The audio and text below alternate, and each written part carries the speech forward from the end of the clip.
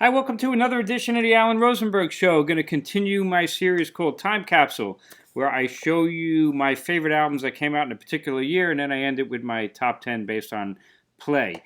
I'm doing it in 10-year increments. I am up to the year 2011. I don't know, I got about 52 albums to show, give or take. So without further ado, I don't want this video to be too long. Let me show you some of the favorite albums that I got that year. And then at the end, I'll show you the top 10. New to my channel, please hit subscribe, please hit like, check out my other videos. This is a pretty good series, Time Capsule. Goes back to 1971. Anyway, that year, the Stones released a really cool, this is a set of a DVD and a CD. So I'm only showing CDs, but this is a CD set. This was a pretty cool show. This is called Some Girls Live in Texas. This is from their 1978 tour. That was their Some Girls tour. A very different tour for the Stones. They played a very short tour, played some mega stadiums, and also played some really small places. Even did a couple of King Biscuit Flower Hour shows. Really stripped down band. You had the five guys, and you had Ian McClagan on piano and Ian Stewart as well.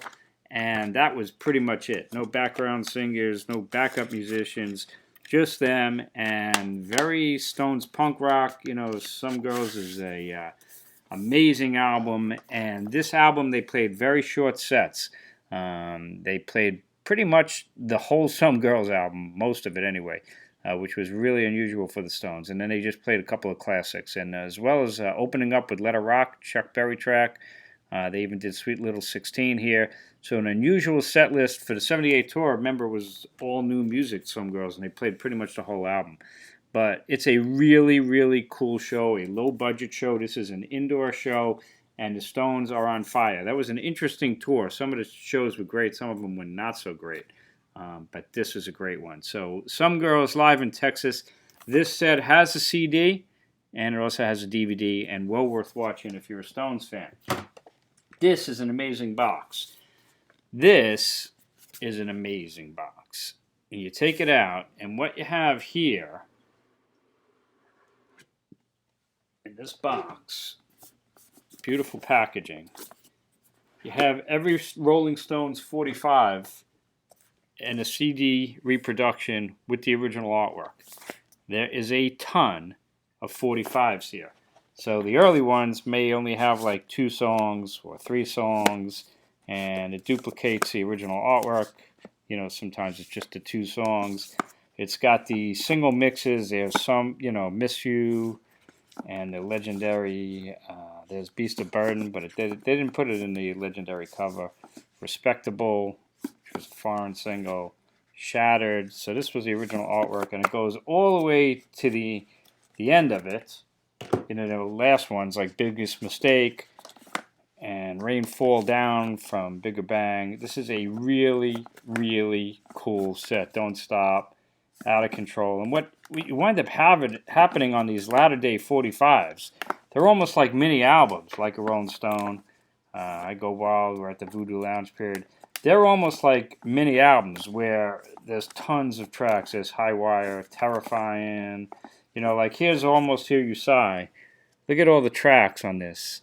It becomes almost like a CD in itself. You know, you got 9 tracks on this 45, you know, which go Almost Hear You Sigh is kind of like, you know, the sister track to Beast of Burden. This was from Steel Wheels. So you get like Angie, Fool to Cry, Miss You, Waiting on a Friend. These are really, really cool. This is a really cool box set. It probably deserves its own video. I don't want this to be too long. Also comes with a really nice hardcover book that explains all about all these 45s. There's 45 45s, all from the Rolling Stones record years, the latter day Stones stuff. So pretty cool. If you're a Stones fan, I think this thing's probably long out of print, I would imagine. But definitely worth checking out. Let me get out of this thing. There you go. So a really, really cool box set if you're a Rolling Stones fan. I just wanted to show that off. That also came out in 2011, and I actually had all the vinyl 45s, but fun to have them on CD. The 12-inch mixes. It gets a little bit carried away, but it's still pretty cool. Another cool set was this one from Renaissance. They toured in 2011, put this out. This is Turn of the Cards, Scheherazade, and Other Stories live in concert, and you get 2 CDs and a DVD, the whole show. And basically, what it was exactly that. They would play back to back, Turn of the Cards from open to close, take a break, and then come back and do Scheherazade and Other Stories. Basically, their 2 best albums, at least in my opinion, back to back. And it's a tremendous, tremendous appearance. It's just great. It's not the original Renaissance, of course, but Annie Haslam still sings amazing, and I love this. Great, great performance from Renaissance. And then another unusual release was this one, Peter Gabriel. Look at this box set.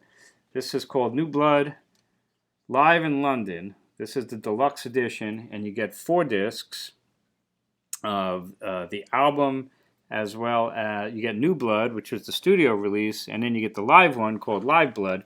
And this was the reinterpretation of Peter Gabriel's classics, with an orchestra. Not with a band, but with an orchestra. So very different, very cool. Not the kind of stuff that and I love orchestral music, like orchestral rock and roll music. This one's different. It's very cool. Beautiful packaging. Not the kind of stuff I listen to regularly, but definitely good to have. And there's kind of like a studio release, and if you can see the tracks, and then live versions as well. Cool box set from Peter Gabriel. Always an innovator, for sure. Let's put this over there. We'll put this up there. All right, let's keep going with the regular CD albums. There's a lot of them. Ryan Adams put out another real fine record. He's always quality material. I like this one. This is called Ashes and Fire. Pretty low-key. Melodic. All the songs are good. Kind of like Americana, I guess, Not as rocky as his other albums, but this is a good listen for sure. Greg Allman was working with T-Bone Burnett, put out Low Country Blues. Fine release, not an album that I go to very often, but it's raw. A couple of blues classics, Checking on My Baby, You Can't Be Satisfied, is one he did. It's a good pairing, T-Bone Burnett and Greg Allman, but not an essential Greg Allman album. This was fun. Randy Bachman and Mr. Turner from Bachman Turner Overdrive came back together again, but instead of putting out with the Overdrive, they just played live at the Roseland Ballroom in New York, Bachman and Turner, and they sounded really good. They do classic BTO tracks, even a couple of Guess Who tracks. They sound just like they used to sound, and if you like that meat and potatoes rock with a lot of balls, this was a strong live performance. Antigone Rising. This was the newer Antigone Rising. New singer, new sound, much slicker, more, Sheryl Crow-ish, country rock-ish, but really good. What's her name again? Nene Camps is the new lead singer, rhythm guitarist, and I love this album. You'll see where this thing falls. This was 23 Red. The Bangles came back and did this album, Sweetheart of the Sun, and I like the Bangles. Cool thing about this was, Matthew Sweet worked heavily on this album with them, co-produced it, and he had been working with Susanna Hoffs a lot. They do this Under the Covers albums, the 70s, 80s, and the 60s. So this album has that Matthew Sweet kind of throwback sign. Nice melodies, good album. This was a cool set I got, Bebop Deluxe. This is a mini box, and this has 5 discs, and it's all their albums, plus an album of bonus tracks of unreleased stuff. So all the albums are here, remastered with bonus tracks. So in this one little box, you get everything. And if you like Bebop Deluxe, this was, and I do, and Bill Nelson, this is a really cool set in relatively small packaging. You get pretty much their whole career there, and at least the studio stuff. Good stuff, Bebop Deluxe. And this was called Futurist Manifesto, 1974-1978. Same kind of an idea was this mini box from Chuck Berry.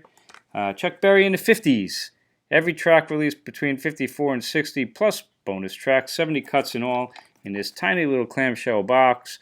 And I actually like it because when you open it up, you get a nice book, and you get twofers. So you actually get the albums. It's not just the songs. You know, this has After School Specials, one dozen berries. The next disc has got, you know, Chuck Berry on top, Rockin' Out the Hops, these classic Berry albums. And then you get non-album singles, B-sides, bonus tracks. So nice little collection. It's cheap. And one little clamshell box, you get everything from Chuck Berry in the 50s. I have a big box set up there as well. But you can never have enough Chuck Berry.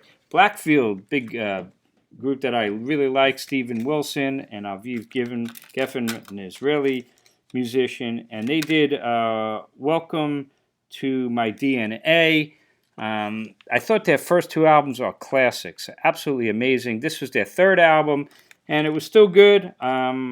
It sounded to me like Steven Wilson was less involved and more Aviv Geffen, but he's a fine artist.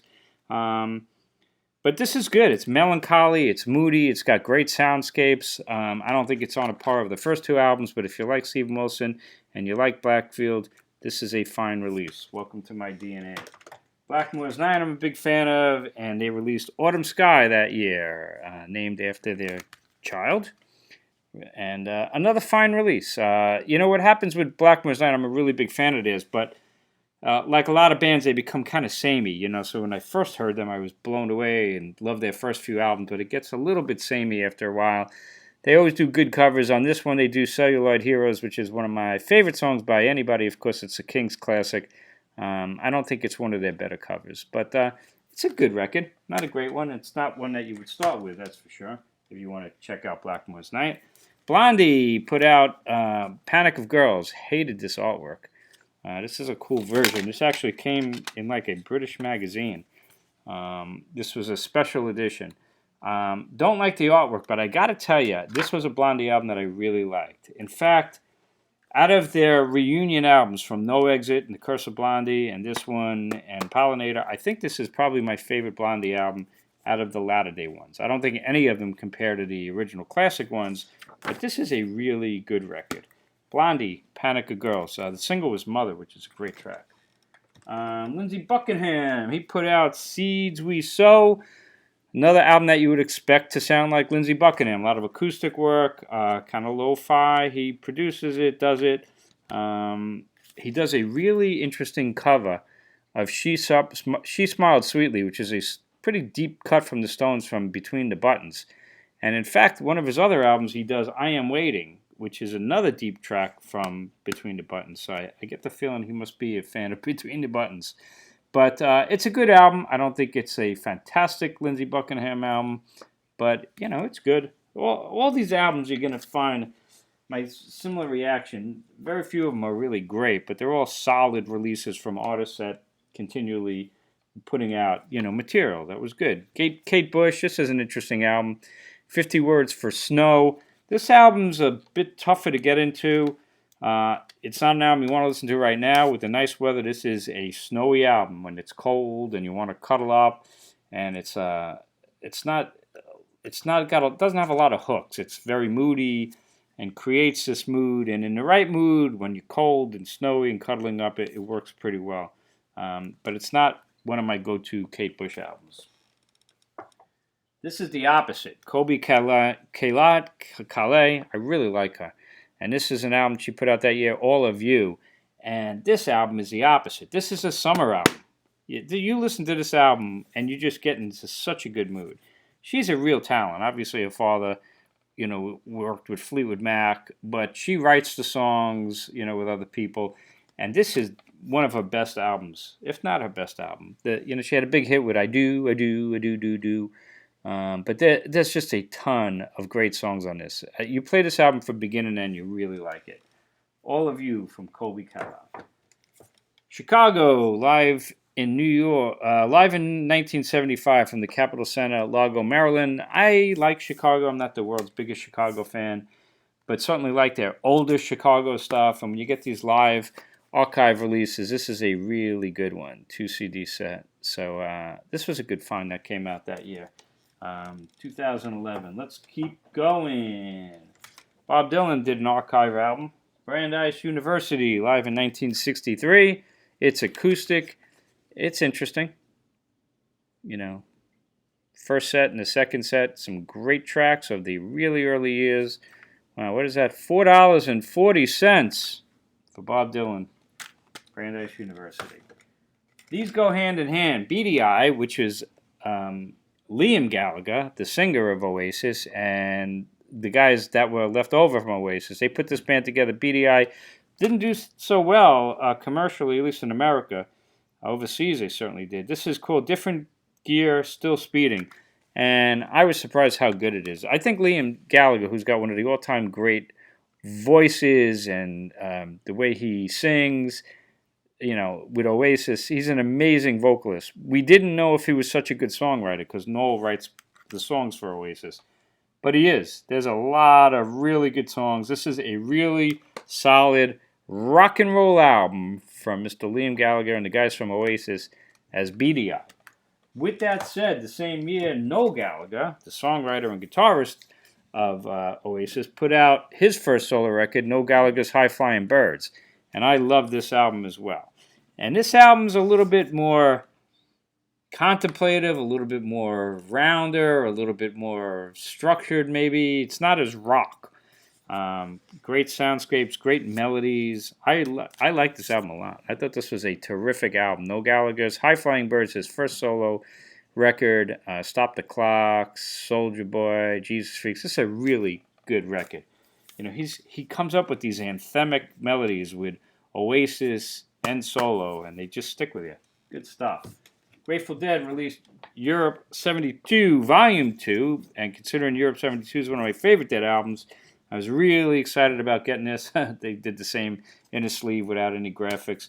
But great artwork, and, it's another great Grateful Dead collection. And no duplication, really, from the original Europe 72. So if you like the Europe 72 stuff, you'll love this. And if you love that Jammin' Dead, there's Dark Star for 20 minutes. Into the other one is on here. That goes on and on. That's another 30 minutes.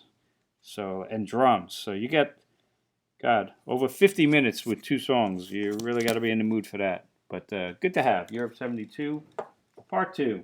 Levon Helm did Ramble at the Ryman, live collection. He put out those great Dirt Farmer, the great solo records. His voice was not what it was, but this is a good, fun live album. Larry Campbell, his daughter, Amy Helm, and good selection of tracks, including some band classics. Indigo Girls, another one. Solid release. Nothing special. Not an Indigo Girls album that I reached to, but it's fine.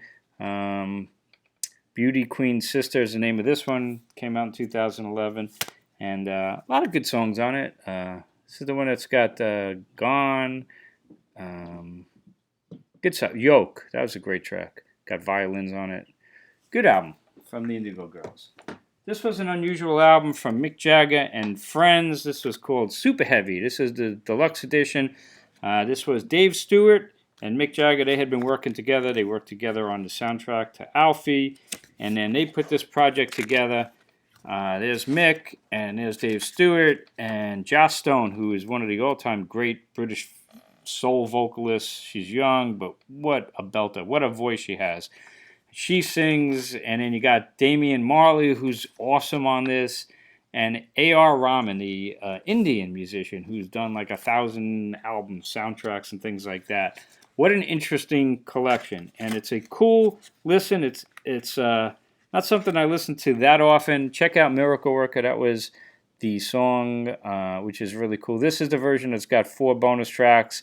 Funny thing to me, and I love Mick Jagger, but Mick Jagger's kind of the weak spot on that album. The way he sings, and he really tries to sing and enunciate, and it kind of, sometimes it just doesn't fit in. Joss Stone is killer on that album. But it's an interesting collection for sure. The Jayhawks, they got back with their original lineup. Mark Olson came back, and was very exciting because they put out this kind of reunion record called Mockingbird Time, and it's a good release. This is that version of the album that actually even has a DVD with a documentary. I was a little bit underwhelmed with this album. I'm a big Jayhawks fan. It's a fine album, but I just thought it was going to be maybe a little bit better. Maybe the songs would be a little bit better, but it's still really good. Stand Out in the Rain. It's a fine album. but it didn't last. Mark Olson left again after that. Nils Lofgren put out Old School. His voice changed by then. He used to have this high register. Now it was more grovelly, a deeper voice. They all get older, Bob Dylan. And Nils as well got older and put out this album. And it's okay. I prefer the younger Nils Lofgren and his voice, but it's a decent album. If you want to get into Nils Lofgren, this is not the place I would do it. It's one of his lesser albums, I think, but it's good if you like Nils Lofgren. Shelby Lynn, big fan of. She put out Revelation Road, and another fine release. She's another quality artist who always puts out good material. Also, this is a fine record. Heaven's Only Days Down the Road. This is a good listen from beginning to end. It's not her best album, but it's a fine release. If you want to get into Manic Street Preachers, this is a good collection that came out that year. It's called National Treasures, the complete singles. This is a 2 CD set with a ton of tracks. I don't usually show best ofs, but I've been talking about Manic Street Preachers. They're a fine British band, and this is a good way to get into them. That album came out that year. Stevie Nicks, she came back and put out In Your Dreams. It was her first album in 10 years. The previous one was Trouble in Shangri-La, which I loved. This one I didn't love quite as much, but it's a fine release. There's Dave Stewart again, fresh off of Super Heavy. He was producing this album with Stevie Nicks, and some good stuff on here for sure. It's not an album that I go to very often for Stevie Nicks. Her voice started changing as well. It's that latter-day Stevie Nicks voice that you're very familiar with now, and I prefer the sweeter version, but again, you age and you change. But it's a good release from Stevie. Two from REM. They put out their final studio record, Collapse Into Now. Big REM fan. This album is fine. Honestly, I was a little bit underwhelmed with it, and I thought they did the right thing. They packed it in, let's say, when they were at their top or still respected. They didn't want to keep dragging it on with diminishing returns. It was not the huge hit. And, I preferred Reveal, which came out much before then. But it's a decent album. They also put out this thing, which is a compilation. Now, there's a lot of compilations of REM, but this is a different one because it's the first one that came out where it was their whole career, 1982 to 2011. Part lies, part heart, part truth, part garbage, REM. And this is a great way to get into REM from the beginning to the end. Fine release. Now, this was a digital release. The Stones finally put out the Brussels Affair live in '73. This is a bootleg version of what was a download. They officially did release this in this mega Goat's Head soup box that's right over there. But this is a standalone that I got. This is an incredible live performance from the Stones. It's a legendary performance from '73. It's got Mick Taylor.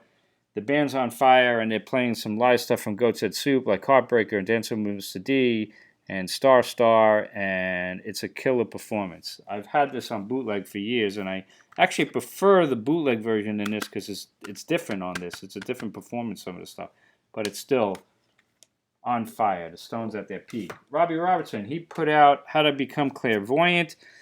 His first solo album at that time in a long time, and he worked a lot with Eric Clapton on this album. I was really looking forward to it. Him and Eric Clapton mixed really well, and it's a cool album. He also, Tom Morello's on here on Axeman. I mean, so it's an interesting how the different guitar players work. Robert Randolph is on here as well. Axeman's Blazing track. When the Night Was Young is a good track. Overall, I was a little bit underwhelmed with this album. I'm a big Robbie Robertson fan. I thought the songs themselves, some of them fit, some of them didn't, but it's a good release for sure. Robbie Robertson. Same kind of reaction I had with Paul Simon. So Beautiful or So What was the album he put out that year, and this was more of a return to his melodic stuff as opposed to that rhythmic stuff that he had been focusing on for a long time. But again, overall, I was a little bit underwhelmed with the songs. They just didn't stick with me. They're fine, but they didn't really stick with me like those classic Paul Simon songs. So it's a good release, but overall just okay. Again, I don't typically show greatest hits, but Patti Smith put out Outside Society. which is an easy way to get into Patti Smith if you're not a fan. It's a best of kind of a thing, and it's actually got some new stuff on there as well. She does a version of Smells Like Teen Spirit. But overall, it's a cool collection. If you don't know Patti Smith, that came out that year. I don't usually buy these things, but the music from Spider-Man, Turn Off the Dark. This was a Broadway show that was very controversial at the time, and the music was done by Bono and the Edge of U2. And the music very much sounds like U2. So I just wanted this CD, and I did get it fairly recently, actually, because I didn't buy it when I saw the show. I was not a fan of the show, but the songs was pretty good. There's a song called Rise Above that if it was a U2 song, I'm telling you, it would have been a #1 classic. Rise Above, check it out, from Spider-Man, Turn Off the Dark. Let's keep going. Tedeschi Trucks put out Revelator. I'm a big fan of that band. Although I got to tell you, I have to take them in smaller bits. Very similar to Bonnie Raitt. I like Bonnie Raitt, but there's only so much I could take of her voice. Susan Tedeschi and Bonnie Raitt, to me, sound almost one and the same. But Tedeschi Trucks is a great band. You know, it's a big band. Look at the lineup.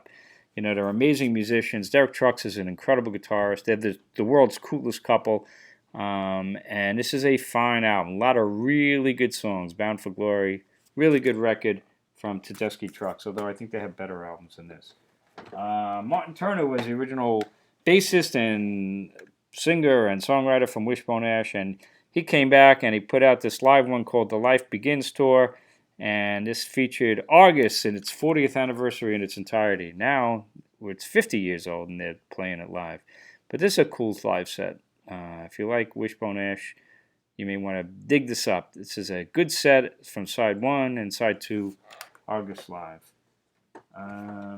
Let's keep going. This is a really cool compilation. I showed this on another video. The Redbird Girls, the very first time in True Stereo. Deeper cuts from these all-girl bands, the Dixie Cups and the Goodies and Ellie Greenwich and the Butterflies, and the songs are great.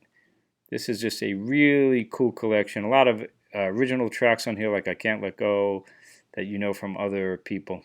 Good collection. That came out that year as well.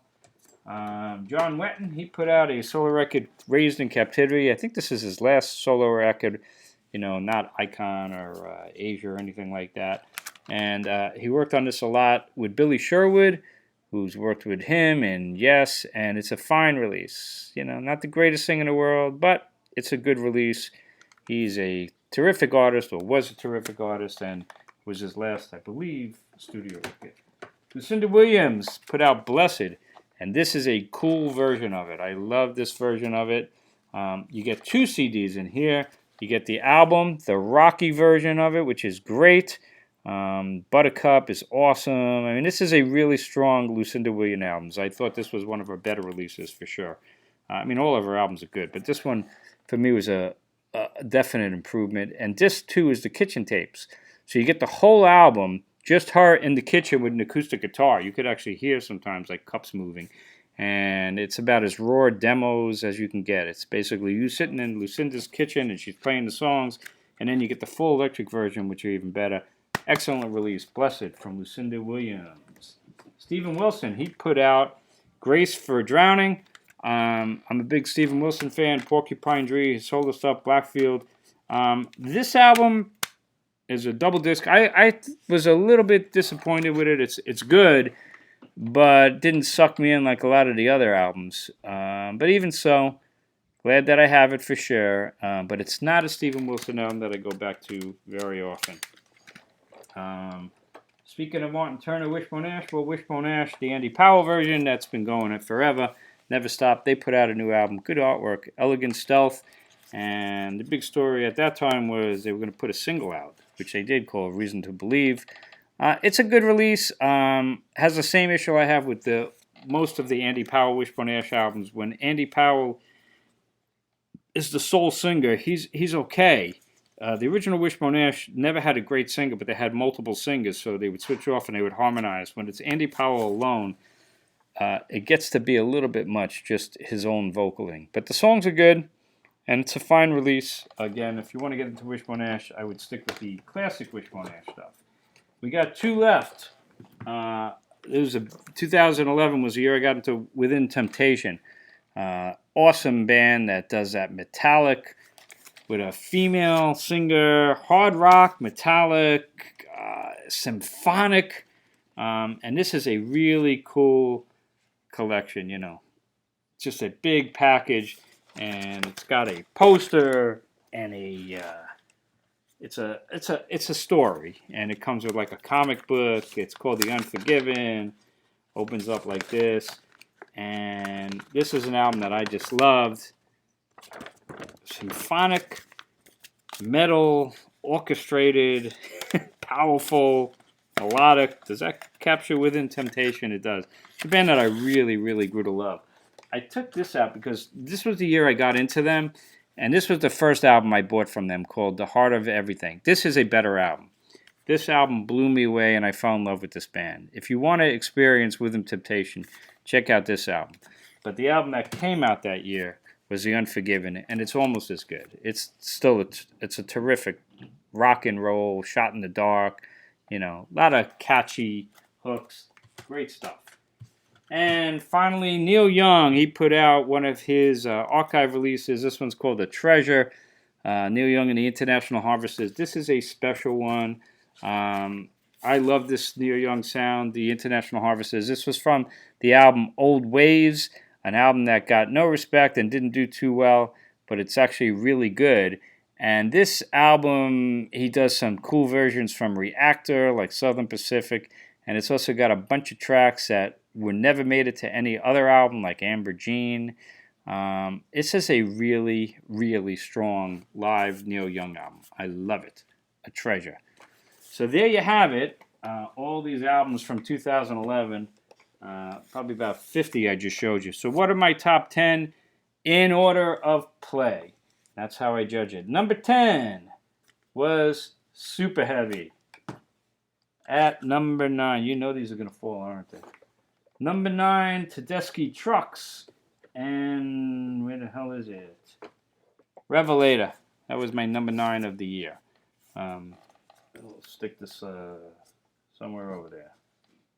At number 8 was BDI. Liam Gallagher and the Leftover Guys from Oasis. A fine record for sure.